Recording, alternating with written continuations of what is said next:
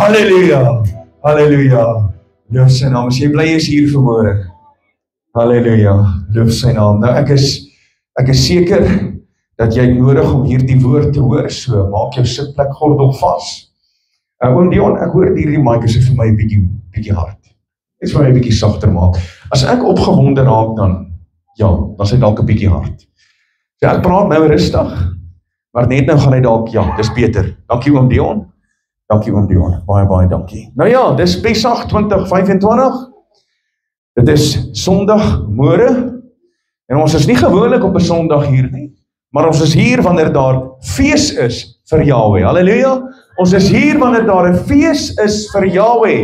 So dis Pesach 2025 wat natuurlik gisteraand begin het son onder tot en met son onder vanaand is Pesach en dan môre of vanaand van son onder tot môre die 14de tot son onder is die hoogheilige Shabbat. Dit is die eerste dag van ongesuurde brode. Het julle die volmaan gesien gister? Het julle die volmaan gesien? Is Abba nie so amazing nie?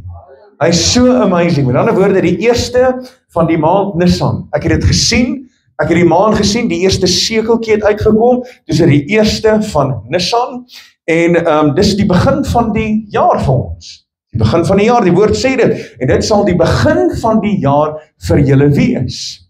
En nou, 14 dae later, is die volmaan daar, so ons weet, ons werk absoluut volgens die tyd en die datums van Abba Vader wat hy vir ons deurgegee het in sy woord. Halleluja. So ons is bly en opgewonde vir elkeen van julle wat hier is en dankie dat julle hierdie saam met ons kom deel. So oor hierdie periode, oor die Pesach fees, oor hierdie seisoen, besef ons al hoe meer die groot verlossingswerk wat Yeshua vir ons bewerk het. Ons besef dit al hoe meer. Weet jy wat, ek is al 'n klompie jare as ek al op die pad, ek is al 'n klompie jare in die bediening, en daar is nie een dag wat verbygaan, wat ek nie voel, maar hoor hierso, die woord, sy teenwoordigheid, sy bloed, dis maar van verbygaande aard. Nie een dag. En soos wat ek groei, en soos wat ek meer leer uit die woord, en ouens, ek leer elke dag, nee? Ek leer elke dag. Soos wat ek meer groei, soos wat ek meer leer, dan besef ek het al hoe meer die bloed nodig. Ek het al hoe meer sy verlossing nodig. Ek het al hoe meer sy teenwoordigheid nodig. Ek weet nie hoe kan mense funksioneer sonder die lewende God nie. Ek verstaan dit nie. Dit gaan my verstand te bowe. As ek terugkyk in my lewe, ek wens ek kan teruggaan, dat ek net myself in die hande kan kry, en myself so bietjie kan skud, en 'n paar klappe kan gee, en sê, Rian, word wakker. Ek het die geleentheid gehad, ek het groot geword, in 'n godvreesende huis, en ek het die geleentheid gehad, as 'n tiener, om my hart en my lewe oor te gee, aan Yahweh ons Elohim, maar ek was rebels. Dis 'n paar jong mense wat hier sit.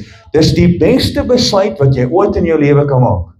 Hoor my, dis die beste besluit wat jy ooit in jou lewe kan maak. As ek het maar net daai tyd gedoen het, het ek vir myself baie pyn en hartseer en verdriet, en ook vir my ouers, baie pyn en hartseer en verdriet gespaar. So, as jy nou een ding wil, as jy nou kinders het, jy het jong kinders, maak seker, werk hard en bid baie hard, dat jou kinders op 'n jong ouderdom, as hulle volwasse genoeg is, om te kan verstaan waaroor dit gaan, dat hulle tot bekering sal kom. Dat hulle Vader saam met jou sal dien, en dat hulle sal weet waaroor gaan die woord. En dat hulle nie nodig het om in die wêreld in te gaan nie.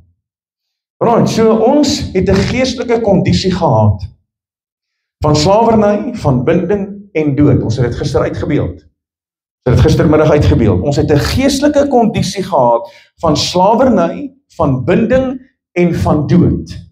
Dis die geestelike kondisie wat ons gehad het. Onthou een ding dat die woord sê in Efesiërs hoofstuk 2 vers 1. Hy praat spesifiek daarvan dat ons was dood in ons misdade en sonde en Yeshua het ons lewendig gemaak. Draai gou na die persoon langs jou en kyk vir daai persoon. Is daai persoon lewendig? Sy lewendig.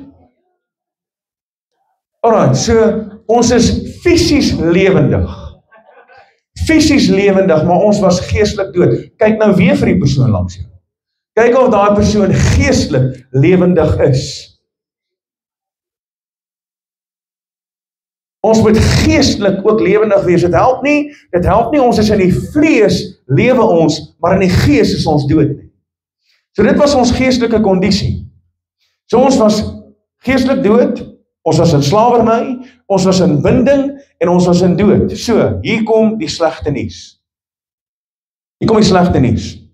Die duiwel wil jou altyd terugsleep slawerny toe, hy wil jou terugsleep na 'n binding toe, hy wil jou terugsleep na 'n dood toe.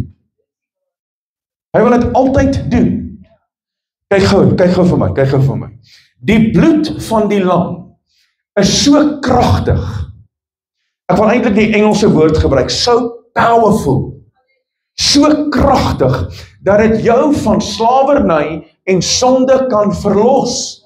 Dis so kragtig, maak nie saak wie jy is nie, jy kan die grootste satanis wees, die bloed van die lam verlos jou van 'n binding, van slawerny en van dood.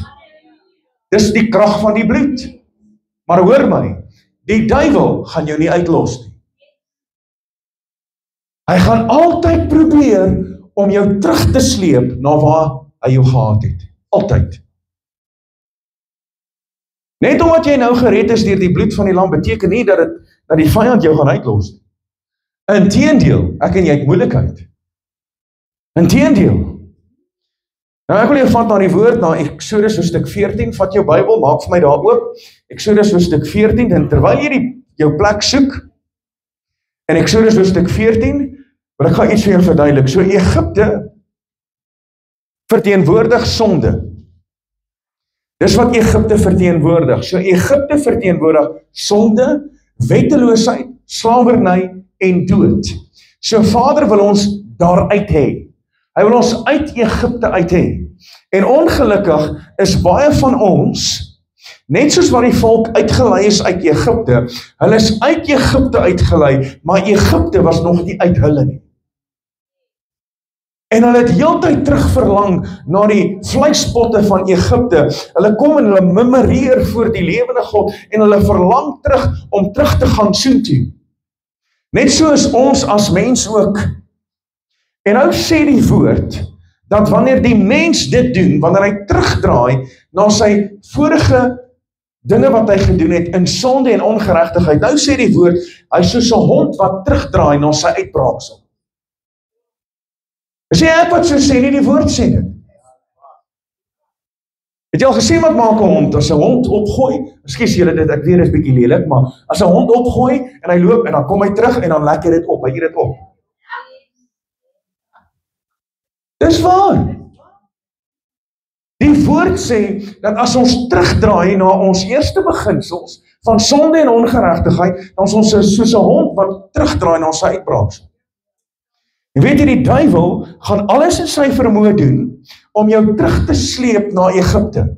Want Egipte verteenwoordig sonde, wetteloosheid, slawerny en dood. Farao verteenwoordig nou natuurlik Satan en sy demoniese magte.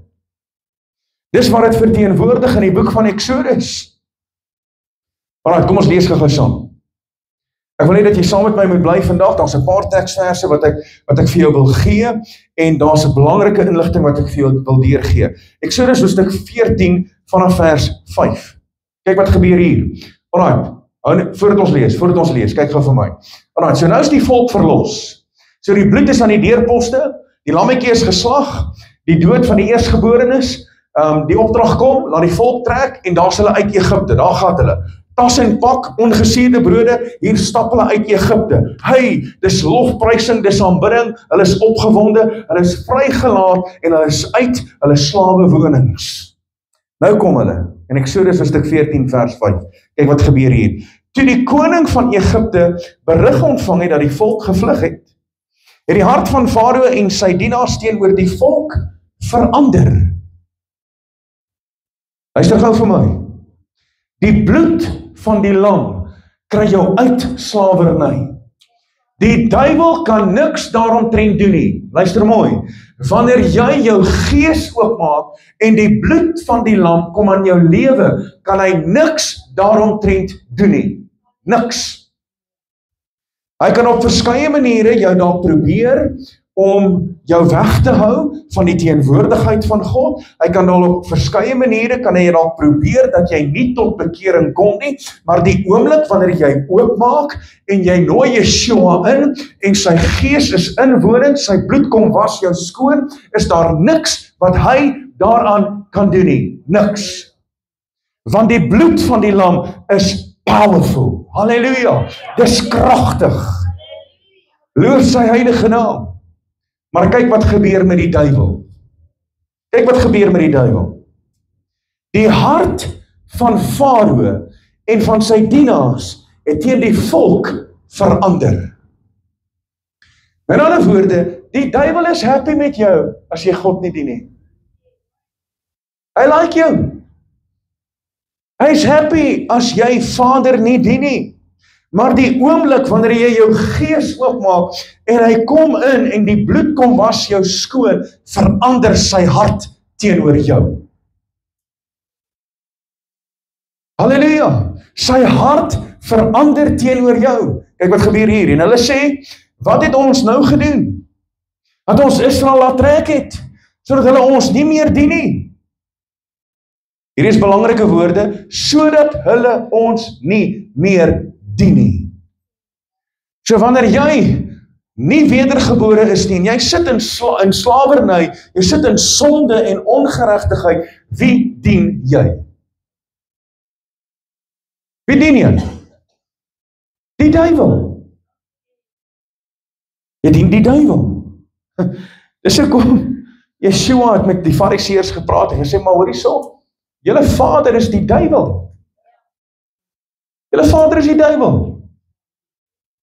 Want jy sien, hulle sit in sonde en ongeregtigheid, en as ek en jy, as ons sy bloed deelagtig geword het, en die vyand probeer alles in sy vermoë, om ons terug te lei na sonde en ongeregtigheid, en ons val daarvoor, en nou is ons met sonde en ongeregtigheid besig, wie dien ons?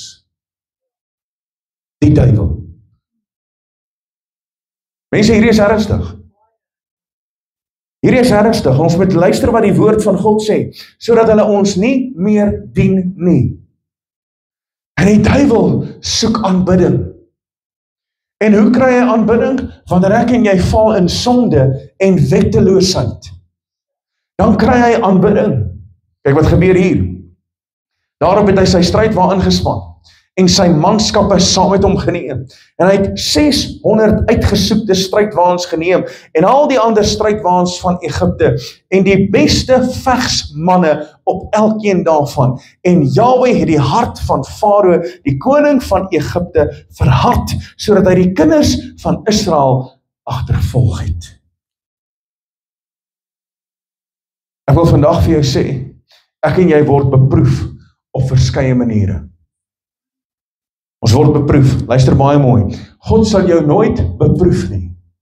Daar is beproewings wat oor ons pad kom, om ons geloof te toets, daar is versoekings wat kom, en Vader sê in sy woord, hy sal nooit jou versoek nie, Vader sal dit nooit doen nie. Hy sê, maar met elke versoeking, gee hy die uitkoms van die versoeking, met elke versoeking. So met ander woorde, wanneer daar dinge kom en die vyand val aan, het ek en jy die vermoë om daardie versoeking te staan.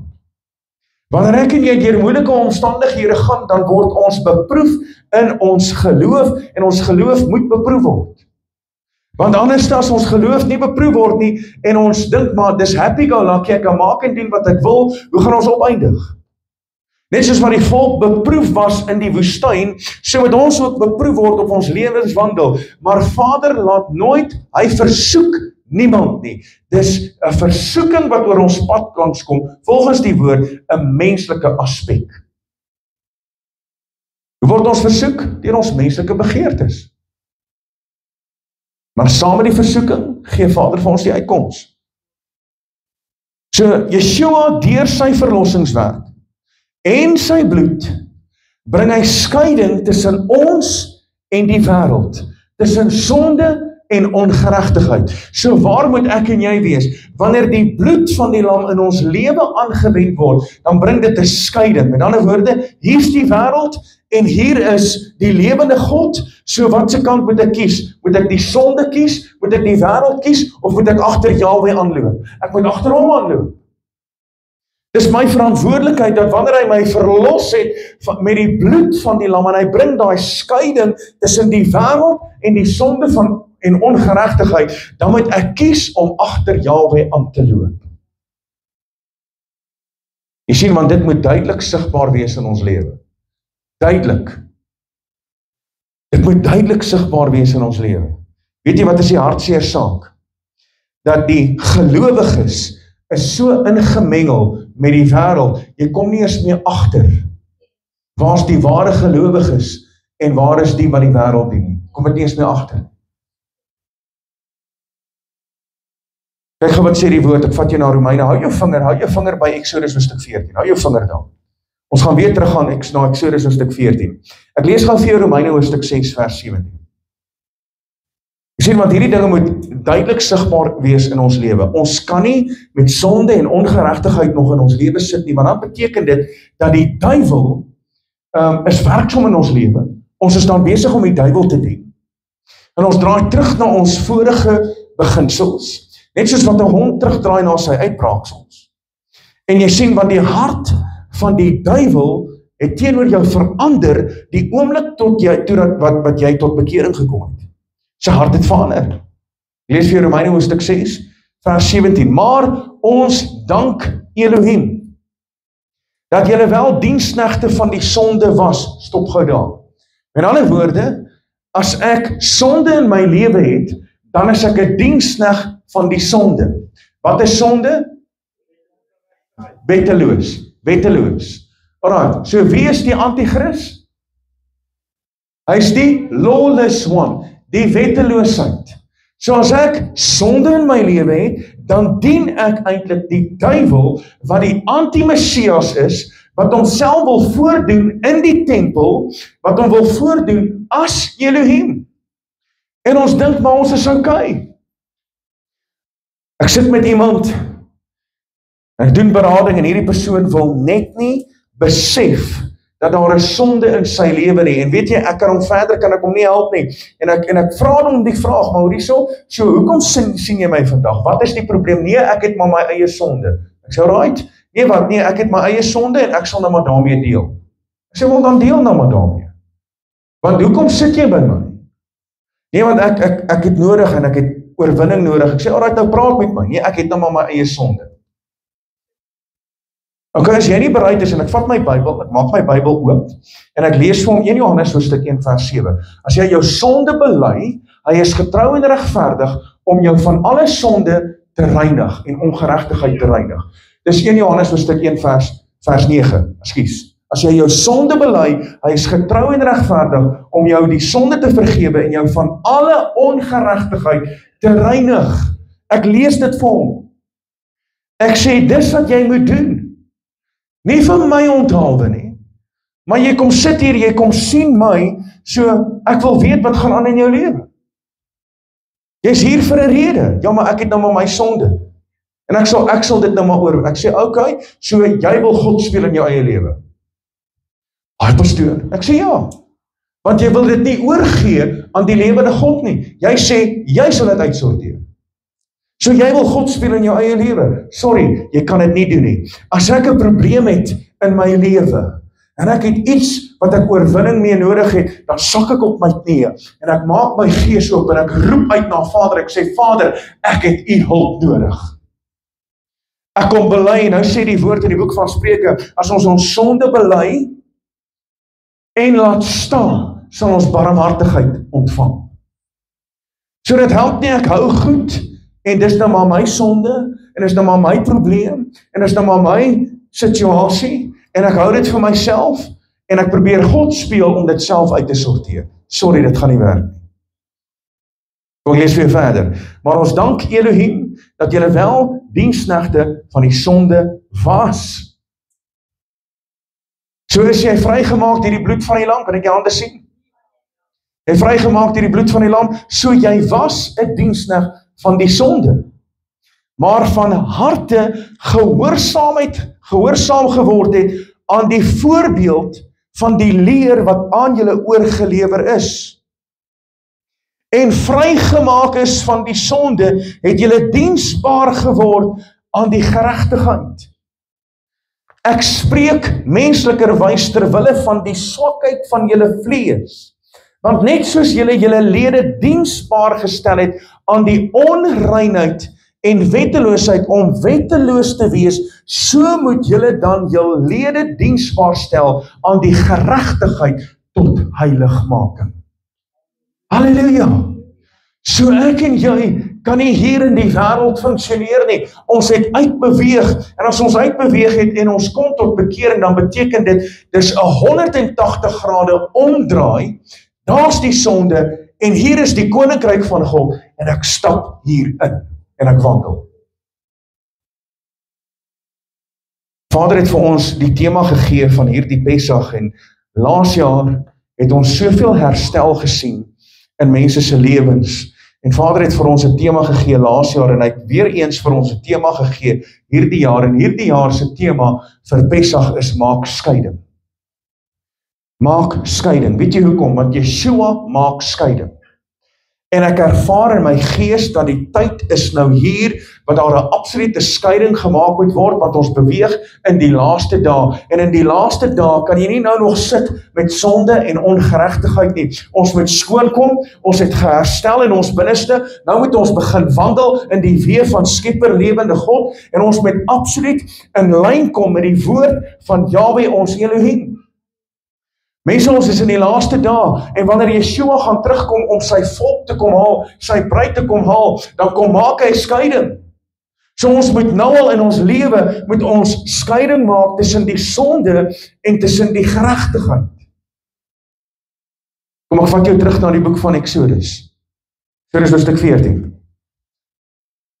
Ek vat jy gou terug sien toe. Exodus 14 vers 19 tot 20. Kyk gou wat gebeur hier. Right, so die volk is besig om te trek, hulle het uitgetrek vanweer die bloed van die lam, en nou gebeur daar iets. Nou het die hart van Farao verander, net soos wat die hart van die duiwel verander teenoor jou, dat hy sy hart verander, en nou hardloop hulle agter die volk aan, die Israeliete. En hulle kom by die volk, wat by die Rooi See staan. En hier sien die volk, hier kom die Egiptenare. En nou gebeur daar iets amazing. Exodus hoofstuk 14 vers 19 tot 20. Ek lees vir jou, en die engel van Jahwe, wie is die engel van Jahwe? Dis Yeshua. As jy lees in die Ou Testament en jy lees die engel van Jahwe, engel met 'n hoofletter, dan moet jy weet, dis Yeshua, want hy is die manifestasie van Jahwe se krag hier op aarde. Wie het met Abraham gepraat? Yeshua. Abraham het hom in sy tent genooi, daar was 2 engele saam met hom, hulle het gesit, hulle het 'n maaltyd gehad. Die 2 engele vertrek na Sodom en Gomorra, en Abraham praat met Yeshua. Wie het met Moses gepraat by die brandende bos? Was Yeshua. Hy het gesê, ek is wat ek is. Yeshua kom op die toneel en hy gee 7 uitlatings van ek is. Ek is die weg, die waarheid en die lewe. Ek is die goeie herder. Ek is die brood van die ewige lewe. Ek is die lewende water. En hy doen 7 uitlatings van ek is. Want hy is die manifestasie van Jahwe ons Elohim.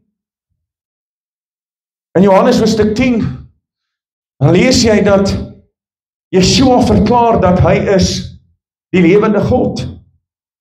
Hy sê dit, hy sê, maar ek en my Vader is een. Weet jy wat doen die Sadduseërs en die Fariseërs? Hulle begin klippe optel. Want Yeshua sê, ek en my Vader is een. Hulle tel klippe op. Yeshua sê, hoor hierso, van watse werke wil julle my nou stedig? Nee, nie oor jou werke nie, maar omdat jy godslasterlik spreek en jouself wat 'n mens is, God maak. So dit presies geweet wat hy sê. So dis Jahwe gemanifesteer die engel van Yahweh, en hy kom en hy trek voor Israel uit. En hy het weggegaan om agter hulle aangetrek. En die wolkkolom het ook voor hulle weggetrek en agter hulle gaan staan, en sodat dit tussen die leer van die Egiptenaar en die leer van Israel gekom, en die wolk was daar met duisternis, en dit het die nag verlig, sodat die een nie naby die ander een kon kom nie, die hele nag deur nie. Ek wil gou hierdie vir jou lees in die Engelse vertaling. Die Engelse vertaling lees as volg: And it came between the camp of the Egyptians, vers 20, and it came between the camp of the Egyptians and the camp of Israel, and it was a cloud of darkness to them, but it gave light by night to these, so that the one came not near the other one all the night. Met ander woorde, hier kom die manifestasie van Yahweh. Yeshua kom en hy manifesteer die engel van Yahweh in 'n wolkkolom. En hierdie wolkkolom kom tussen die Egiptenare en tussen die Israeliete. En hy kom tussenin, en vir die Egiptenare is dit duisternis, en vir die Israeliete is dit lig. Halleluja! Want jy sien, Yeshua bring lig vir die wat hom aanvaar. Hy is die lig van die wêreld. Hy sê dit in Johannes 1 vers 5, en die lig skyn in die duisternis, en die duisternis het dit nie oorweldig nie. So hier kom Yeshua en hy manifesteer, maar vir die wêreld en vir Egipte en vir sonde en ongeregtigheid is dit duisternis, maar die volk van Israel wat gewas is deur die bloed van die lam, wat nou net bevry is uit slawerny, skyn die lig. Jy sê, want Yeshua manifesteer voor die Egiptenare en Israel. En die wêreld is duisternis. Maar vir ons wat hom aangeneem het, is hy die lig. Weet jy hoekom is hy duisternis vir die wêreld? Nou kyk gou hier. Hier kom Yeshua. Jy moet nou mooi kyk hier. Hier kom Yeshua en hy manifesteer. En hy kom tussen die Egiptenare en tussen Israel. Hulle sien dit. Maar weet jy wat ervaar hulle? Duisternis. Weet jy wat ervaar die Israeliete? Lig. Dis hoekom, wanneer mense hier kom, of jy praat met iemand wat onbekeerd is, en hy woon in duisternis, en hy luister na jou, en hy hoor die woord, en hy sien wat ons hier doen, en ons praat oor die feeste, en ons praat oor Pesach, dan is dit vir hom duisternis. Maar vir ons is dit lig. Hier sê die woord in 1 Korintiërs 2 vers 14. Hy sê, maar die natuurlike mens, wie is die natuurlike mens? Die wat in slawerny is, die wat dood is vir sy sonde en ongeregtigheid, en die wat in sonde is. Dis die natuurlike mens, iemand wat nog net op bekering gekom het nie. Dis die natuurlike mens, neem die dinge van die gees van Elohim nie aan nie, want dit is vir hom dwaasheid. Dis vir hom dwaasheid. Hy kan dit nie verstaan nie, omdat dit geestelik beoordeel word. Ek het al baie gesien.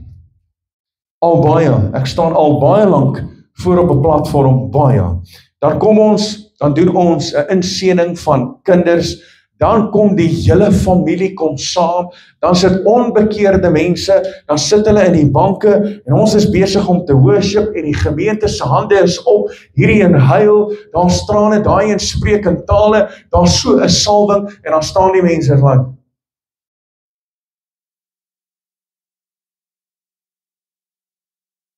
like, hulle verstaan nie wat aangaan nie. Want hy is dood in die binnekant. Weet jy hoekom? Want daar's duisternis vir hom, maar daar's lig vir ons. So die manifestasie van Yahweh kom tussen Egipte en Israel, en so kom dit ook in mense se lewens. So die salwing is op jou, maar die persoon langs jou het geen idee wat aangaan. Geen idee nie. Want die natuurlike mens neem die dinge van die gees van Elohim nie aan nie, want dit is vir hom dwaasheid, en hy kan dit nie verstaan nie, omdat dit geestelik beoordeel word. Hier is 'n kragtige skrif, luister wat sê 1 Korintiërs 1 vers 18. Hy sê, want die woord van die foltering, met ander woorde die dood van Yeshua, die woord van die filtering is wel dwaasheid vir die wat verlore gaan, maar vir ons wat gered word, is dit die krag van Elohim. Halleluja! So, die woord word gehoor, vir die wat verlore gaan, is dit dwaasheid. Ek het ook al gesit in die gemeente, en as ek 'n jong seun en ek is rebels, en ek hoor die woord, maar ek dink, nee, nie nou nie, nie vir my nie, nee dankie, ek stel nie daarom belang nie, dan word dit dwaasheid. Maar die oomblik toe ek die woord aanneem, en ek besef wie hy is, en ek ervaar sy redding, toe is ek die dag wat ek gered word, toe is dit die krag van Elohim op my lewe, halleluja, die krag van Elohim. So Yeshua het gekom om skeiding te bring tussen lig en duisternis, tussen dood en lewe, tussen sonde en wetteloosheid. Hy het gekom om skeiding te bring. En nou vat ek jou gou terug na die heel begin. In die boek van Genesis, want jy sien, Yeshua het gekom om skeiding te bring tussen lig en duisternis, tussen dood en lewe, tussen sonde en wetteloosheid. So nou sê Genesis hoofstuk 1 vers 3 tot 4, hy sê hier, en Elohim het gesê, laat daar lig wees, en daar was lig. Wie het die skepping gedoen? Wie het geskape? Yeshua. Die boek van Kolossense sê dit, dat Yeshua het geskape. En in hom hou alles tot stand. Hy is die skepper. So, en Elohim het gesê, laat daar lig wees, en daar was lig. En toe sien Elohim, dat die lig goed was. En Elohim het skeiding gemaak, tussen lig en duisternis, al in die begin. Hy het skeiding gemaak, tussen lig en duisternis.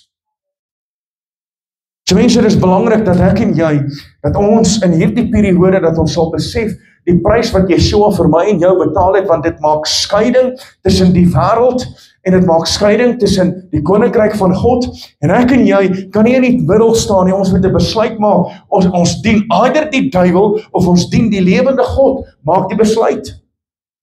Maar jy sien die manifestasie van Yeshua kom, en waar ons in die wêreld is, gaan daar duisternis wees. Wanneer ons in die koninkryk van God is, gaan daar lig wees, so ek en jy moet die regte keuse maak. Daarom waarsku die woord ons baie duidelik. Die woord waarsku ons baie duidelik. 2 Korintiërs hoofstuk 6. 2 Korintiërs hoofstuk 6 vers 14. Waarsku die woord ons baie duidelik. Hy sê, moenie in dieselfde juk trek saam met ongelowiges nie. Weet jy hoekom? Weet jy hoekom? Marius, staan gou.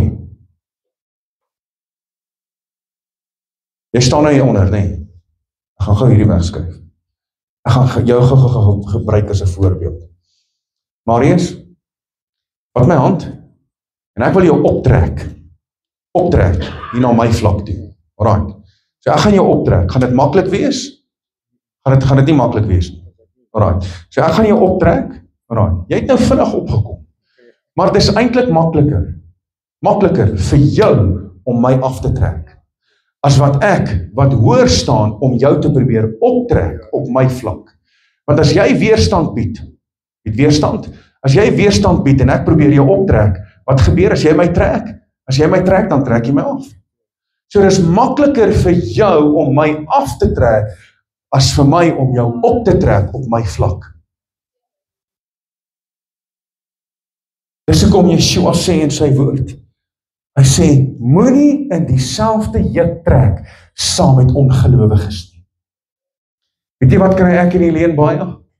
As daar mense wat wil trou, dan is die vrou 'n gelowige, en die man is 'n ongelowige. Nee pastoor, ek gaan my man verander. Nee, jy gaan nie. Maar pastoor, jy moet ons help, want ons is nou verloof, en my man doen dit en dit en dit en dit, maar pastoor moet nie worry nie, ek gaan hom verander. Nee, gaan nie.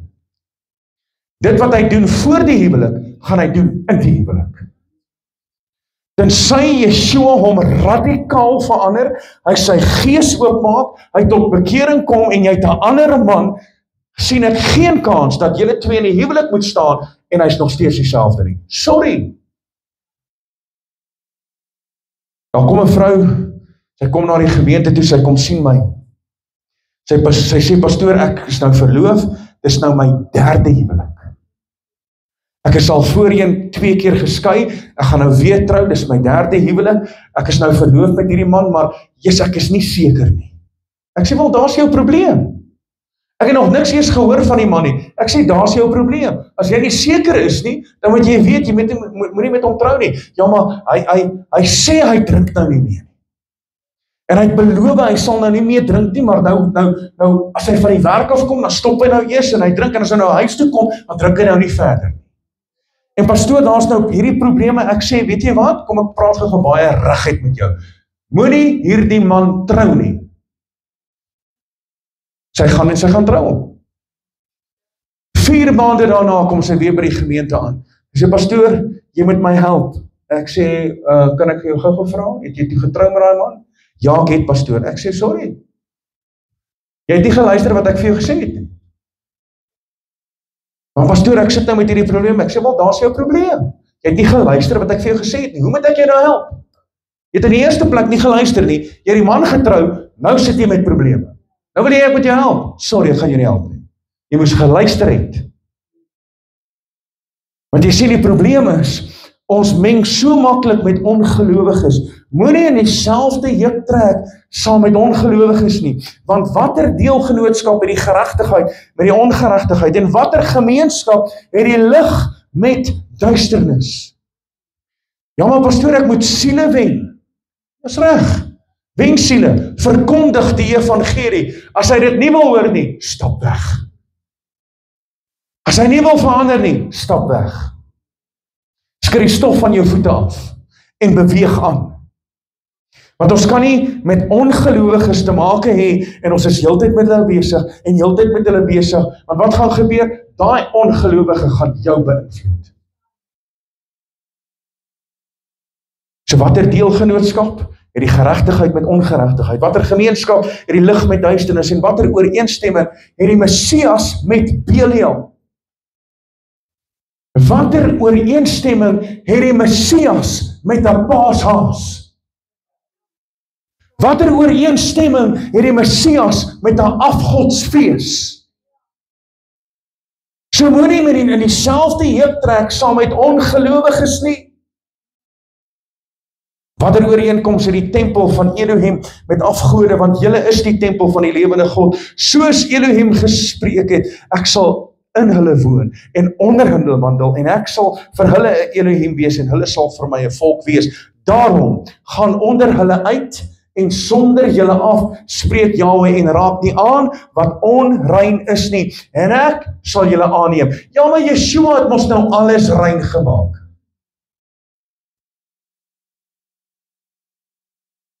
Hier sê die woord, net so terloop is die Nuwe Testament, nee. Hy sê, daarom gaan onder hulle uit en sonder julle af spreek Jahwe. Hoekom? Want hy maak skeiding tussen die wêreld en tussen die koninkryk van God. Ek wil 'n vraag vra. As die woord dan so duidelik is, dat die onderskeid gegee word tussen lig en duisternis, en die heiligheid van Yeshua, die belangrikheid van sy bloedverlossingswerk.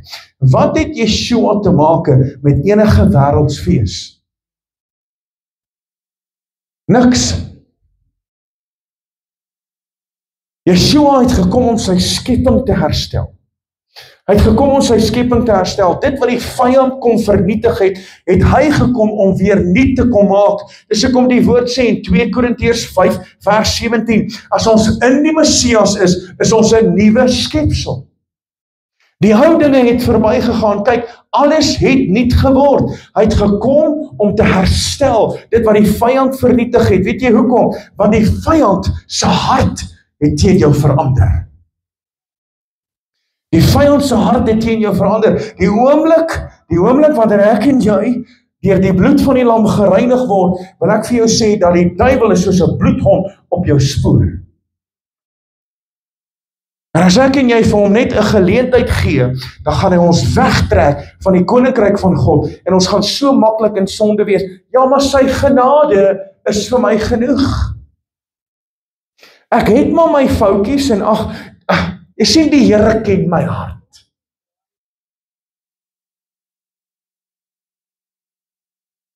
Ek dink nie die mens ken sy eie hart nie. Die woord sê vir my in Psalm 139, die psalmdigter skryf, hy sê, deursoek my hart, kom toets my niere, kom kyk of ek op 'n verkeerde weg is en lei my na 'n ewige weg. En die mense so met die wêreld te maak en hulle dink, dit is okay, niemand sien ons nie, ja, hy sal ons vergewe, hy sal ons verlos, dis okay, maar jy sien, die woord sê duidelik, dat Yeshua maak skeiding tussen lig en duisternis. En as hy skeiding maak tussen lig en duisternis, kan ek en jy nie meer langer in die duisternis wandel nie. Die wat sê die woord, ek wil hierdie gou vir jou lees, in die boek van 1 Johannes, blaai gou sien toe, ek wil hierdie vir jou lees, boek van 1 Johannes,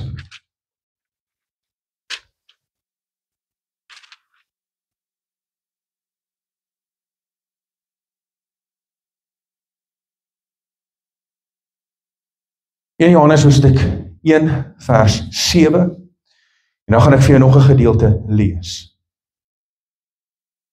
Kom lees vir julle vers 6. As ons sê dat ons met hom gemeenskap het en in die duisternis wandel, dan lieg ons en ons doen nie die waarheid nie. Sê die woord dit. Ek ken die Here. Ek bid. En ek lees Bybel, maar Vrydag aand sit ek in die kroeg. As ons dan sê dat ons met hom gemeenskap het en ons in duisternis wandel, dan lieg ons en ons doen nie die waarheid nie. Maar as ons in die lig wandel, soos hy in die lig is, dan het ons gemeenskap met mekaar en die bloed van Yeshua, die Messias, sy seun, reinig ons van alle sonde. Hoofstuk 2, vers 3. En hieraan weet ons dat ons hom ken, as ons sy gebooie bewaar. Hy wat sê, ek ken hom, en sy gebooie nie bewaar nie, is 'n leienaar. En in hom is die waarheid nie.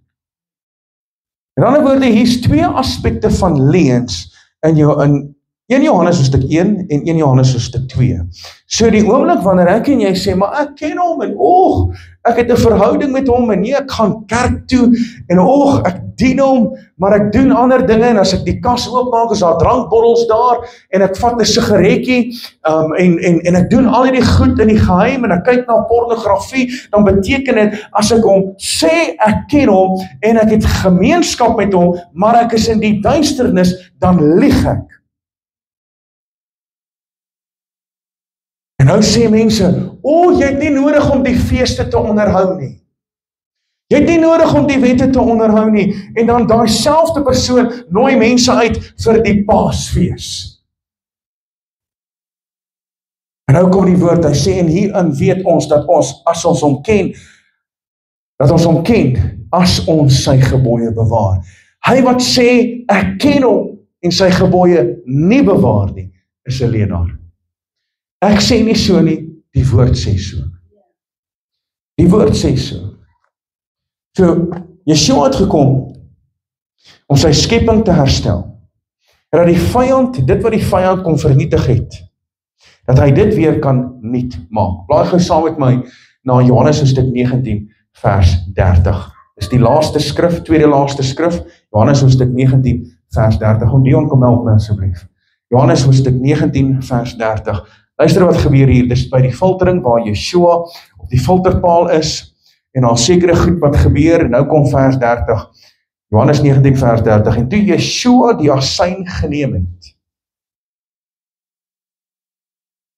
Ek hoor daar's nog mense wat blaai. En toe Yeshua die asyn geneem het, sê hy, dit is volbring.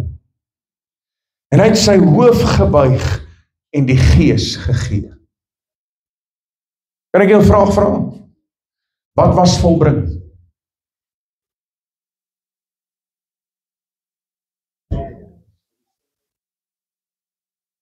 Wat was volbring? Wat het gebeur in Eksodus hoofstuk 12? Die lammetjie was geslag. Wat het gebeur na dit in al hulle geslagte? Die lammetjie was geslag.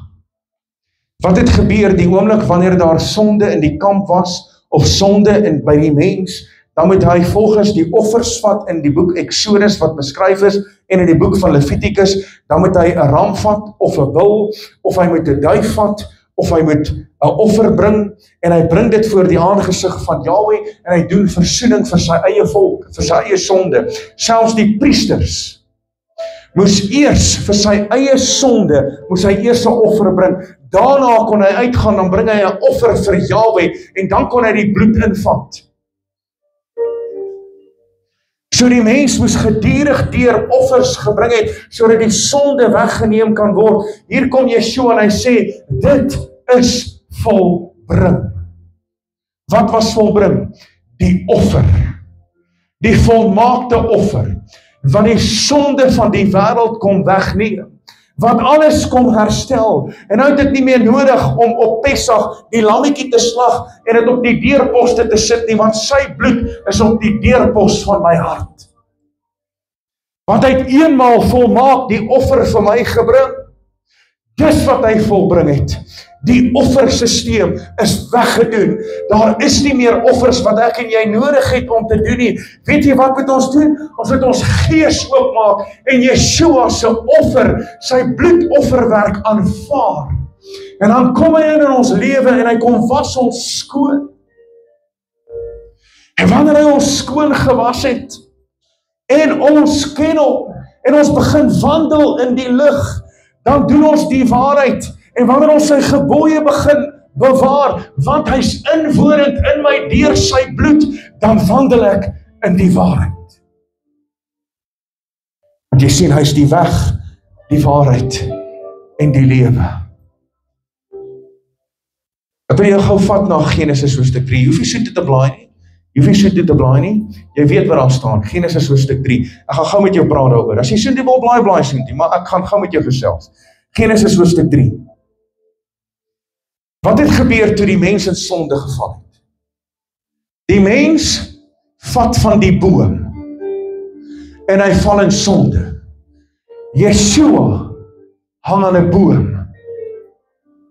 om die sonde van die wêreld weg te neem. Wat gebeur nog? Jy sien, want die vrou kom uit die sy van Adam en uit die vrou, want die vrou praat met die slang en die vrou van die vrug en sy eet dit, sy draai na Adam en Adam eet dit, so die vrou kom uit die sy van Adam.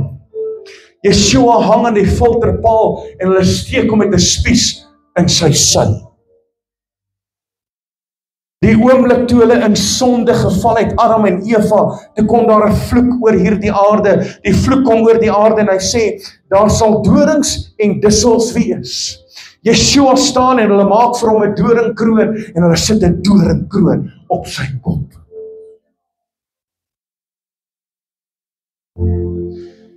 En nou kom die woord in Genesis 3 vers 15. En daar is 'n profetiese verklaring. En hy sê, hy sal jou die kop vermorsel en jy sal hom in die hakskeen byt. Met ander woorde, dit praat van die koms van Yeshua, wat die duiwel gaan trap, en hy gaan oorwin oor sonde en ongeregtigheid, oor die hel en die dood, maar die slang, die saad van die vrou, die slang, en hy sal hom in die hakskeen byt, want die oomblik toe hy op die filterpaal gesit is sy voete langs die filterpaal, en die spyker is deur die hak in die filterpaal ingeslaan, en hy is vir my en vir jou geoffer, vir ewig en vir altyd, om alles te kom herstel, dit wat die vyand kom vernietig het in die tuin van Eden. Vir my en vir jou. Hy het alles gedoen, vir my en vir jou. Hoekom het hy dit gedoen? Laaste skrif, Maleagi 3 vers 18. Maleagi 3 vers 18. Dan sal julle weer die onderskeid sien tussen die regverdige en die goddelose, tussen die wat Elohim dien en die wat hom nie dien nie. Want Yeshua het gekom om skeiding te maak tussen die wêreld en die koninkryk van God. Jy moet die keuse maak wie jy gaan dien. Want jy sien, die hart van die duiwel draai teen jou. Net soos die hart van Farao en sy dienaars teenoor die volk verander het, so verander die hart van die duiwel teenoor jou. En hy wil jou in die hande kry en hy wil jou terugsleep na sonde en ongeregtigheid. Hy wil jou terugvat na Egipte toe. Maar weet jy wat? Wanneer ek en jy vas staan op die woord van Skepper lewende God en ons gebruik sy liggaam en ons gebruik sy bloed, soos wat ons dit nodig het, want die woord sê so dikwels as julle by mekaar kom en ons gebruik dit om ons weer skoon te was van sonde en ongeregtigheid, dan kom ons weg van duisternis en ons beweeg na sy wonderbare lig. So Yeshua maak skeiding. Ek wil jou vra vandag, sit net so. Wat se besluit maak jy? Wil jy by die duisternis wees? Of wil jy by die lig wees? Wat se besluit maak jy? Onthou, dis jou keuse. Niemand forceer jou nie. Want Yeshua het die offer gemaak. Hy het sy bloed gestort. Dis hoekom hy sê in Johannes 3 vers 16, want so lief het Elohim die wêreld gehad dat hy sy enige gebore seun gegee het, sodat die wat in hom glo, die ewige lewe kan beerwe. Nie verlore kan gaan nie, maar die ewige lewe kan beerwe. Met ander woorde, sodat die wat in hom glo. So met ander woorde, jy moet 'n keuse maak. Jy moet 'n keuse maak, hy het alles vir jou gedoen. Hy het alles vir jou gedoen, sodat jy vandag vrygemaak kan word van sonde en ongeregtigheid. Sit net so. As daar iemand is wat vanmôre hier is en jy voel maar, stoor ek bevind my in duisternis. Ek probeer regtig so hard en ek is lief vir Yahweh en ek het regtig om aangeneem as my verlosser en saligmaker, maar dis asof die duiwel my heeltyd terugtrek na sonde en ongeregtigheid en ek voel ek is in duisternis. As dit jy is vandag, wil ek net hê jy moet jou hand opsteek, ek wil saam met jou bid. Dankie vir die hande wat opgaan. Ek gaan vra dat almal opstaan asseblief. Kom ons staan op. En ons gaan saam bid. Dat jy vandag 'n oorgawe sal gee. 'n Oorgawe, want Yeshua verwag van ons 'n oorgawe, net soos wat hy op die filterpaal 'n oorgawe gegee het vir jou. Dat ons vandag 'n oorgawe sal gee aan die Skepper van hemel en aarde. Vader, dankie. Dankie vir hierdie geleentheid op Pesach. Dis die 13de April 2025. En Vader, ons wil U vereer vir dit wat U kom doen in ons lewe. Dankie vir die offer van Yeshua, die liggaam en die bloed. En dat ons dit vandag kan deelagtig word. En Vader, baie van ons voel asof ons in duisternis is. Vader, want U woord verklaar as ons in duisternis wandel en ons sê ons ken hom, dan maak ons onsself 'n leienaar. Vader, ons wil nie 'n leienaar wees nie, want Vader, dan verbreek ons die wet van Yahweh. En U woord sê, buite is die honde, en buite is die leienaars, en die rowers, en die dronkaards. En Vader, ons wil nie buite wees nie, ons wil in die koninkryk van God wees. Vader, daarom bid ek dat die aanval van die vyand nou op mense gestop sal sit word. Vader, ek bid dat Yeshua sal begin manifesteer tussen ons en die duiwel, tussen ons en die wêreld, en dat dit 'n duisternis sal wees vir die wat in die wêreld is, maar dit vir ons lig sal wees. Ek bid, Vader, dat Yeshua die lig in ons sal kom aansit. Dat ons in die lig sal wandel, net soos wat ons in die lig is en Yeshua in die lig is, dat ons daarin sal wandel, want Yeshua is die lig van die wêreld. Ek sê in die woord dat die lig skyn in die duisternis en die duisternis sal dit nie oorweldig nie. Vader, my gebed is dat daar weer 'n lig in ons binneste aangeskakel sal word en dat ons sal skyn, Vader, in 'n krom en verdraaide wêreld, dat ons helder sal skyn, Vader, net soos wat u woord sê in Maleagi 3 vers 18, dat daar weer 'n onderskeid sal wees tussen die regverdige en die goddelose, tussen die wat Elohim dien en die wat hom nie dien nie. Dat die wêreld sal sien, maar ons is die ware gelowiges wat skyn soos 'n lig in 'n donker wêreld. Vader, ek bid vir 'n totale herstel in elke persoon se lewe vandag. Ek bid vir 'n totale herstel, Abba. Soos wat u, toe Yeshua gesterwe het op die folterpaal, kom herstel het dit wat die vyand kom vernietig het, bid ek, Vader, vir 'n herstel in ons lewe vandag. En dat wanneer ons die verbondsmaal gaan gebruik, dat ons dit sal gebruik tot eer van u naam en tot herstel van ons gees, siel en liggaam. Dankie Yeshua, ons wil u eer vanmôre. Ons wil u eer en ek bid, Vader, dat u nou sal ingryp in elke aspek van ons lewe. Dis ons gebed. Ons as gemeente bid dit saam in die naam van Yeshua en ons as gemeente roep saam uit ons gees. Halleluja, halleluja, halleluja, loof sy naam, kom ons loof hom, kom ons prys hom, kom ons aanbid hom, halleluja, hy is nog steeds die hersteller, hy is nog steeds die een wat stryd maak, tussen lig en duisternis, halleluja, loof sy heilige naam, baie dankie, ek gaan vra oom Dion, ons gaan nou